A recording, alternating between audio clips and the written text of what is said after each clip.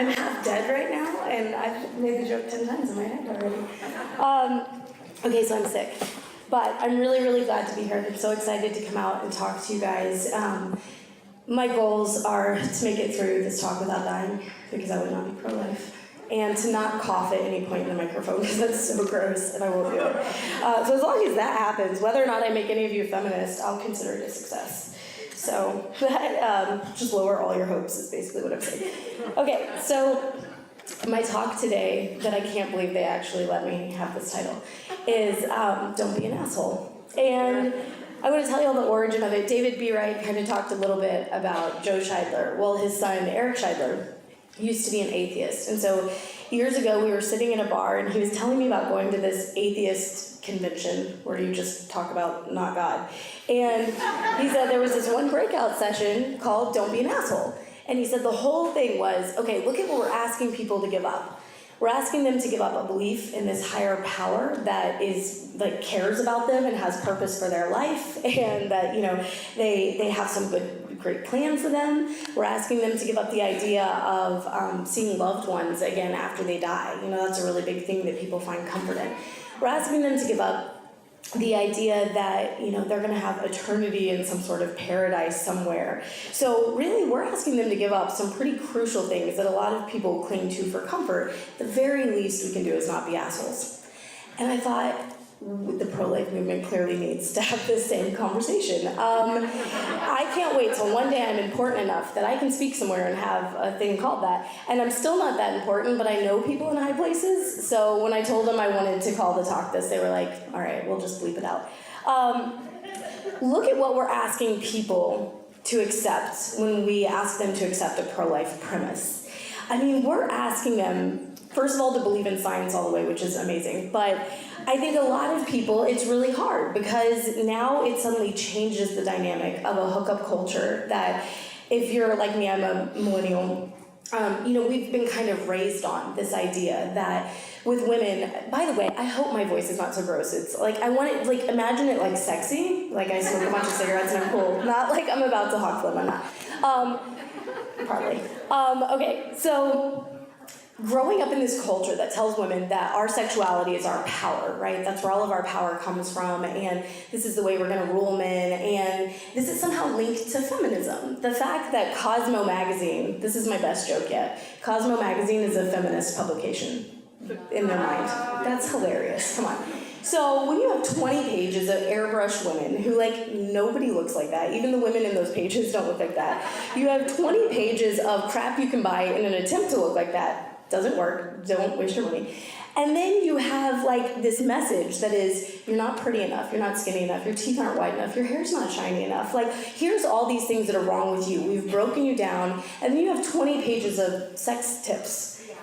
And then we don't understand why women feel very broken, and they go out and they lead these promiscuous lifestyles in order to validate themselves and to have some sort of power in a culture where we feel like we have no power. So when we talk about abortion as just, you know, the end-all be-all, but we're not looking at everything that leads us to this place, that we have a culture that's breaking women from a very, very young age, that makes it very easy for them to fall into this trap, and even worse, then when they do become pregnant, they feel worthless. Like, the fact that when part of my story, I guess some of y'all know it, I became pregnant at 16 myself. Nobody hated me more than I hated myself in that moment. My mom had gotten pregnant with me at 19 years old at University of Texas, and she ended up having to leave college and move home and spend the next decade working on her degree, and life was really, really hard. Do I wish I, you know, was never born? Like, no, of course not. Even with a hard life, I'm still really freaking glad I'm here. Getting sick on stage at Berkeley. So it's still totally worth it, right? But I knew how hard it was as the child in that. And then all of a sudden I found myself repeating this cycle that, like, I knew better than anyone not to repeat. And so at 16 years old, here I was just so mad at myself. And I can tell you, if my family would have told me how upset they were or disappointed they were, they couldn't have said anything that I wasn't already saying to myself. Instead, they offered me love. I could tell my mom was really sad for me. I could tell that she knew my life was going to take a drastically, you know, different course now, but she also knew that I was strong enough and I could do it, and that our family was going to be there to support me and help me. So at the same time, I'm 16 and pregnant. I tell this story a lot because it's one of my biggest mess-ups as a pro-lifer, and I think you should all laugh at me and learn from it. So I'm 16 and pregnant, and I go back to, I think it was my sophomore year, my junior year, and I have my little, belly. And I walk into school, and this girl walks up to me, and she goes, yeah, I was pregnant over the summer, too. And I look down, and, she doesn't have the little belly. And so I looked her straight in the face, and I said, so you killed your kid and you're proud of it? You're bragging about it to me?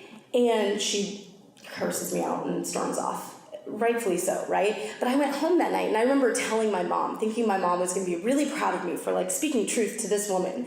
Because there was a part of me that was still identifying as the fetus, right? Because it would have been very easy for my mom to have an abortion. And so I had this pro-life, stance that was very much kind of fetus tunnel vision. It wasn't focused on the woman at all. And so when I told my mom, expecting her to be proud of me, she wasn't. She said, okay, that lady's gonna have her next abortion in your honor. You get that, right? You're not a safe person. She'll never come back and talk to you again for help. And in that moment, something shifted in me, and I suddenly realized how much I had as the woman, and how scared I was, even with all this support. So I don't know this girl's life. Maybe her parents were gonna kick her out. Maybe she didn't have health care. There are so many different things that could have been affecting her choice, and maybe she actually didn't feel like she had a choice at all. I don't know who was driving her to that abortion clinic, but now that I stand outside of abortion clinics and see women go in, I see a lot of women who don't actually wanna be there. So we know that coercion definitely plays a role when it comes to young mothers. So the very next day I go back to school, and in the hilarious way the universe works, I have another woman walk up to me and say an almost identical sentence. So I'm sitting literally at the lunch table reading What to Expect When You're Expecting, and she walks up and she's like, hey, so I was pregnant over the summer too. This chick, I don't know if it's feminist to say the term bad bitch, but that's what she was. She was scary. She's that chick that nobody messes with. She's bad. And she walks up and says this to me. So I'm okay, I can't do the crappy thing I did yesterday. I can't say that. That didn't work. But I also can't say nothing because this isn't working. And so I just looked at her and I said, how far along were you? And she goes, I don't know, I was 12 weeks or something. And here I am getting the baby center email updates every single week telling me gestational, all the little details. My baby's the size of a kumquat and all this crap. And I'm literally reading a book that's telling me this stuff too, right? And so I look at her and I rattle off some fact, some fetal development fact that I don't even remember now, fingernails and toenails or something. And she slams her hands down on the table and she's like, F you. If I wanted to know that, I would have asked. And she storms off. And I was like, I'm amazing at pro-life work. I'm gonna dedicate my entire life to it. I'm so good. I stepped back and I reflected on the difference between these two scenarios. In one of them, I was judgmental and I was condemning. I was an a-hole. In the second one, I gave a woman scientific information that she should have had before she ever walked through the doors of an abortion clinic. And seeing that fear and panic on her face, I think that's when the feminist side of my pro-life feminism really kicked in. The fact that there was this information that was withheld from her, that a lot of times feminists play a role in, and we say, oh, we shouldn't have to see the sonograms, right? Our pretty pink little brains can't handle that. No, this is medical information. We need to have the information. We need to be fully aware of what an abortion actually does. So the fact that that's considered feminism, keeping women ignorant, keeping them vulnerable to an industry that's absolutely going to prey on them. We just started a group down in Argentina, a New Wave Feminist group, because they really need a secular pro-life message down there. And they've got this great revolutionary, I was telling someone earlier today, one of his quotes is, it's easier to kill a warrior in the womb than in the hills. And I think if we think about that when it comes to any other of our systemic problems, right? It's easier to kill a marginalized person in the womb than in the streets. It's easier to take care of them now than when they're in the slums. And so what used to kind of be a conspiracy theory in my head has now become pretty crystal clear. There is a target on marginalized people. We have been sold this bill of goods, that this is liberation and it's about our right.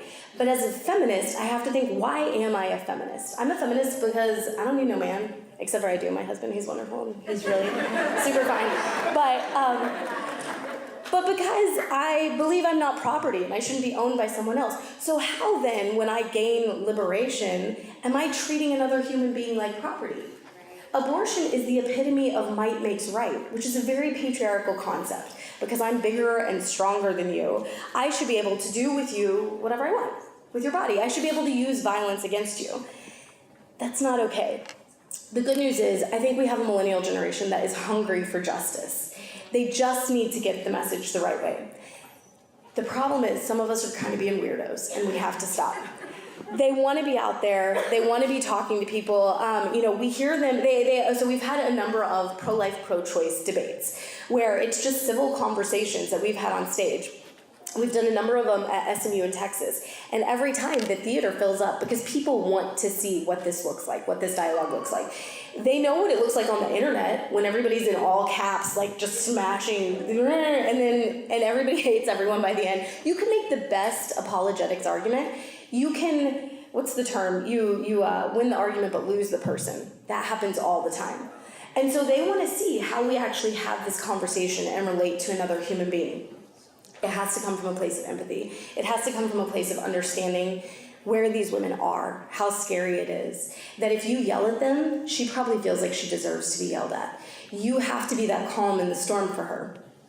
I think because I've had a foot kind of in both worlds, I've been the fetus and the woman, like maybe that's what made me a pro-life feminist. But I think it's also given me a lot of understanding about how not to do it, because I've done it wrong before. And so when I see people who are being condemning to women, who can't not scream, right? Like, I get it, because it's a taking of a human life, and I've totally been there. I understand that urge to just want to yell at someone and say, don't you realize what you're doing? But at the end of the day, if it's not effective, then we have to stop doing it. We have to do what's most effective. We have to reach the heart and the mind of the women who are in these crisis situations. So there is this story I used to tell. It was over Thanksgiving. I was on Facebook, and because that's where I spend a lot of my time. And all of a sudden I see this image of this naked man come up on my Facebook. He's on a sidewalk. He's on his stomach. His arms and legs are hogtied behind him. And he's in front of like this turkey mill place where they sell turkeys. And there's like bronzer. I mean, it was a full theatrical thing that they did for this guy. And so my first thought was like, oh my gosh, something horrible must be happening to turkeys in this place. But almost immediately on top of that thought, my second thought was, I don't want to know what it is, because my ass is not going to be out there like a naked turkey on a sidewalk. Like, it's not going to happen. Whatever your movement is, I don't want to be a part of it because it looks crazy. And I think that's kind of a vital thing for us to remember, especially as we try to get millennials on board. We have to have a movement that's kind of badass, and that's kind of cool, and that speaks to them, and it speaks their language, and their language is science, and their language is human rights, and their language is justice. The crappy thing is that Planned Parenthood is doing a really good job of co-opting all of that lingo. They're using it constantly. So what we see them doing is they're going out to all different types of rallies. Not just, we have pro-life rallies, they have their pro-choice rallies, but they also go to science marches, to anti-war marches, to immigration marches. And so something we've started doing as we travel to different cities is setting up meetup groups that will actually get together and go out to these other marches, kind of like Planned Parenthood does. And they'll take messaging that has to do with whatever the relevant issue is, but they'll have a pro-life presence out there, because we can't just care about the pro-life issue. It's that old adage that they only care what you know when they know that you care. So sometimes finding that common ground is saying, you care about this issue, I care about this issue too. So I don't know what your other issue is, but I think for a long time the pro-life movement has been so focused on just abortion that we're told, like, you're watering it down by talking about anything else. It's actually not true. I found that the more that I talk to people about other issues that they care about, and this isn't me like blowing smoke, right? Like, this is, you genuinely have to care about whatever their issue is. You can probably find something that you agree with them on. So you start talking to them about that issue. And then you can, especially if it is, we've heard a lot about consistent life ethic. That's something New Wave Feminist subscribes to. So we're anti-war, we're anti-death penalty, we're anti-torture. We're anti-sex trafficking. That's a really big one that we address. So when I start talking to people about that, like maybe it's don't kick puppies, I don't know, like find a thing that most people will be on board with. And you address that, and you genuinely care about it, and you help them with their activism when it comes to that. And then you explain, like, part of my compassion is the fact that I believe human beings should be able to live their life free from violence, right? From the womb to the tomb. and demand that same consistency from them that they're constantly demanding from us, by the way. I don't know if you guys notice that, but anytime you talk about abortion, they're like, well, what are you doing about it? So wouldn't it be awesome if we were actually doing stuff about the other stuff? We are. They just don't know it because we, unlike Planned Parenthood, are not super great at marketing. And so we're not out there being like, hey, I'm pro-life and I care about what's happening at the borders. Hey, I'm pro-life and I'm anti-nukes. The more that we can get out there and have these interactions with people, the more they're going to be willing to listen to us when we talk about the pro-life issue. And then, hold on, let me see. This has been like a Hunter S. Thompson stream of consciousness, by the way, except for instead of LSD, it's like Sudafed. Okay, so my last thing I want to talk about. We got kicked out of the Women's March, and that's kind of what put us on the map for a lot of people. And it's kind of crazy that this thing that should have kind of like hurt our feelings really didn't. It ended up being the most amazing experience because we went to the Women's March anyway. And we went to the Women's March after a full week of doing TV interviews with anyone who would listen. This week that this happened, so I was doing a Skype with some college, so I'm at home like in like a blazer and then pajama pants, and like I'm Skyping and talking about abortion, and all of a sudden I finished the Skype, and for those of y'all who kind of followed the story, so the Women's March was asking for sponsors, and we had applied assuming that they wouldn't actually pick us, and then they did.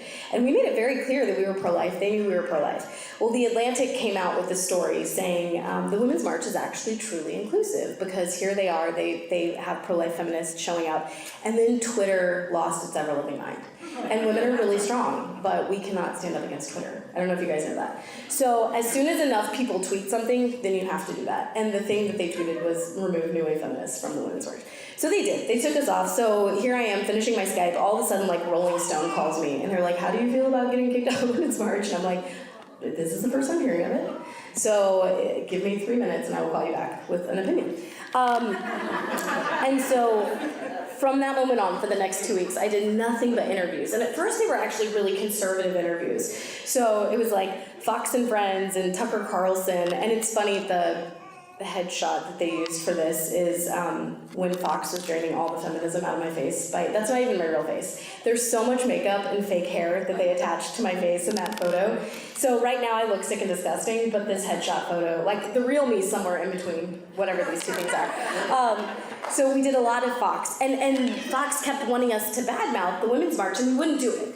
Because, again, like, I get it. I get bullied on the internet all the time. I'm literally the two least popular things, right? Like, you either hate me for my pro-life views or you hate me for my feminist views. But so I'm going to piss somebody off everywhere I go. So I'm very used to getting bullied on the internet, so I understood why the Women's March kicked us out. But they wanted us to badmouth them, and we wouldn't do it. Instead, we took the time to talk about consistent life ethic. And groups like Rehumanize did a lot of interviews as well during this time, and we just kept saying, here's the deal. We're kind of the pro-lifers that you guys have been demanding for a long time. We are consistent in our views of nonviolence. And suddenly people started listening to us, people that normally would not listen to us. Got to do an interview with New York Times. We did, Vice followed us around and didn't make us look crazy. Like, that is a miracle, you guys. Like, Vice did not make us look crazy. I got to be on All Things Considered. And let me just tell you, I savored every second of sitting in that chair at NPR because I'm like, this is clearly the Matrix or something. There's no way that I'm actually here. But why did they do that? It's because they agreed with us on a lot of our other issues. They didn't agree with us on abortion, but they agreed with us on the other stuff. And so what happens to someone's brain is when they hear you making sense at all these other things, they can't call you crazy anymore. Because you say the same stuff I'm saying with my face, so clearly you're highly intelligent, because everyone assumes that they are highly intelligent. You just have this weird pro-life thing, and we'll discuss that a little more, and now they're intrigued, and then they actually sit and listen to us. So after the Women's March happened, we went anyway. We were out there smiling and friendly, and I know as feminists we're supposed to like not smile, but sometimes like it's just good marketing, smile. It makes people a lot nicer to you. I'm from Texas. Like, I get catcalled, and I'm like, oh, thank you. Like, I'm really a bad feminist when it comes to stuff like that, just because we're very polite in Texas. So after that, we ended up going to the women's conference in October. And we went, a couple people from, and then there were none went. So there were a number of pro-lifers in there. we got to sit in on some amazing sessions. Like, this was put on by Planned Parenthood. So one of the sessions they had was called, it was like a Shout Your Abortion thing about telling abortion stories. And you had 5 women who were sitting up on this panel laughing about their multiple abortions. And as a pro-lifer, it's kind of hard to sit there, but you have to empathize and you have to say, okay, they have convinced themselves this isn't a human being. That's how this is. And if it's not a human being, then yeah, it's like joking about a root canal, you know? So we're sitting there, we're listening to them, and they kept talking about destigmatizing, how that's the main thing they want to do. And this woman named Coco, who works for Planned Parenthood Gulf Coast, raised her hand and introduced herself. And she said, I hate how Planned Parenthood is always saying, it's only 3%, it's only 3%. Doesn't that stigmatize abortion? Hell yeah, it does, which is amazing. First of all, that Planned Parenthood is actually the one stigmatizing abortion because they keep letting us know it's only 3%. And so the woman at the stage says, yeah, you know what, that's why I think you should work for small independent abortion clinics. Like, don't even work for Planned Parenthood. And half the audience starts laughing, and all of a sudden I'm in the middle of this like pro-choice inside joke that a lot of people hate Planned Parenthood, and like, we didn't even know that, right? And so I'm like, sweet, this is like intel, I'm a spy. And so at this point, they were like, do we have any more questions? And it was that awkward moment where like nobody is asking questions. And I wasn't there to rebel rouse, but at the same time, I mean, they kept asking if anyone had questions. So I was like, yes, I'll take a shot. So I said, okay, what if you had an abortion story that was not positive? Maybe you were coerced into an abortion. Can you share your story as part of this campaign, or would that be considered stigmatizing? Are you re-stigmatizing abortion? And the woman looks at me and she goes, do we have any other questions? Which, first of all, no, they didn't, because you waited a really long time for my question to look. Then the coolest thing ever happens. This woman right behind her raises her hand and she's like, no, that was a good question, answer it. And I'm like, yes. And so then she goes, well, I guess I just didn't really understand it. So a completely different woman goes, she's asking if a woman wants to have a baby and is being coerced and has the abortion, like, can she still tell her story? And she goes, sweetie, if a woman comes in and wants to have her baby, we send her on her way with some prenatal vitamins and a sonogram, and we tell her, go be a mom. Like, so this doesn't happen, by the way. Coercion doesn't happen. So don't believe any of those women. We've now just called them all liars who say that they were coerced, the 65% that say. Okay. So then a third woman raises her hand and she goes, no, she's saying if it has happened, can they tell their story? So now I've created like a lady gang inside this conference, and I'm super proud of myself, and I happen to have recorded the whole thing on my phone too, so it was just kind of amazing. At this point, like, a woman with better PR skills jumps in and she's like, we want to make sure that women are in healthy places before we have them tell their stories. We don't want them re-wounding themselves by telling their story. So I was like, okay. So it's propaganda. It's propaganda. You can only tell your story if it's a positive story, because the second that you start speaking your truth, which I'm pretty sure Oprah wants us to do, you're shut down. You're not allowed to speak your truth anymore. At the same time, going to this conference, asking questions like that, there were multiple times, Linda Sarsauer taught me how to do fundraising for New Wave Feminists, which I still think is the most ironic thing in the world, because she like pretty much had me kicked out of the Women's March, and then here she is like teaching a fundraising thing, and I'm like, these are some damn good tips, and I'm gonna do all these things to get pro-life money. Being on the inside was really, really useful. But I think pro-lifers are so afraid to do anything that involves anybody with Planned Parenthood, right? So like, oh, they're, you know, it's the leftists or whatever, like whatever it is that's gonna other them, that's gonna make us not work with them. So instead we go and we protest them. So what happened outside this conference, there's this huge convention center in Detroit, protesters came with graphic images and they were protesting. And I just have to say, as someone who was on the inside watching this go down, first of all, there were probably a lot of women that, as a feminist, I guess they were triggering. You were probably triggering, like a lot of post-abortive women, a lot of women who would just walk by and laugh at it and ignore it. And so that's kind of what I saw. And I'm like, this isn't really effective. They're not reaching them by doing this. They're kind of pissing a lot of them off. They're making a lot of them laugh at them. Well, it got even worse, because then Planned Parenthood did their breakout session.